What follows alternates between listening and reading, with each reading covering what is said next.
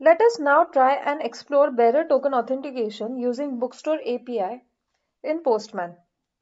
But before that, let's move on to Swagger UI for Bookstore API and see how we are going to use it.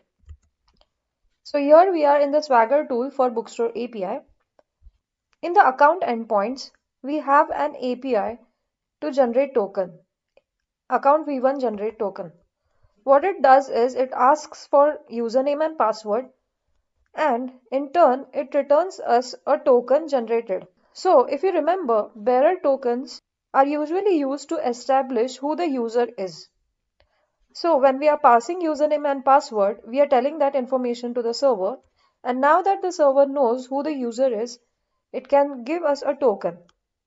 Now using this token, we'll try and assign a book to that user. So this is the same post request which takes the user ID and the ISBN of the book we want to assign to the user. We have also assigned a book to the user using this post request in our video for basic authentication. That was one way of authentication. Now we'll try the same API using bearer token. Let us now move to Postman and try it out. So here we are in Postman. I have already saved the request for generating the token. I'll explain it to you. So as you can see, this is the API URL that will be used to generate token, which is the same as we saw here, account v1 generate token. And since this is a post request, we select post as the method. Now if you see, we need username and password in the request body. So in the request body, I'm passing the username and password. This is the same username and password we have been using before. And I click on send. Here we have received the response which has the token, and we can see that there are some additional fields sent along with it. And the response status is 200.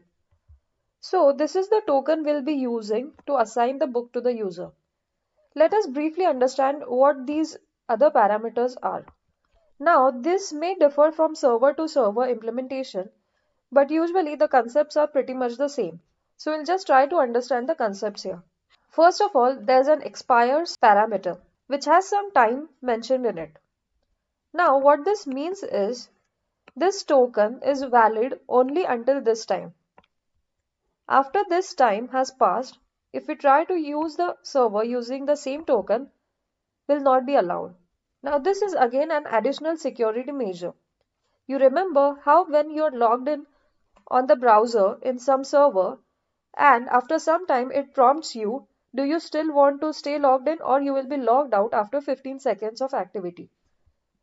Now guess where that 15 seconds of activity is calculated from? Yes, it's kind of the same concept. So using this expires parameter, a client will know until when a particular token is valid. And after this time, the client will have to again ask for a new token. Status is pretty much self-explanatory, and so is result. Now that we have understood the response of this generate token API, we can move on to use this token to assign the book to the user. One thing to note here is, since this is a very initial step to get into the server, there is no authentication or authorization needed to access this API.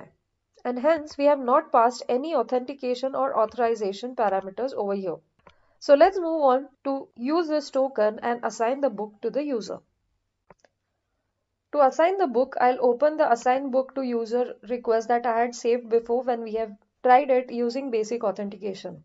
This is the post request for bookstore v1 books, and which is again same as we can see from the Swagger UI. You can go into the details in basic authentication video as well.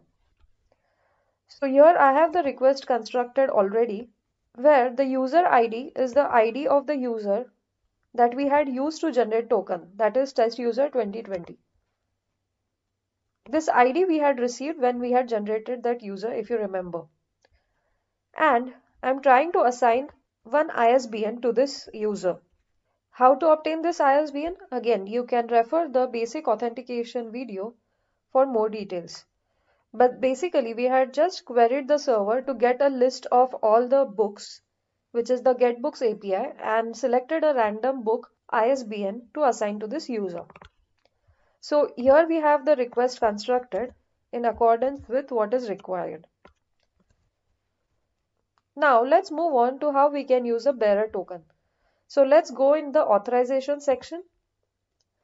Here, since last time we had used basic authentication, that is what is selected. But this time we are going to try and use bearer token. So I'll select bearer token, and here we see it is asking us to specify the token. So I'll simply copy this token from here and paste it over here. And I'll click on send.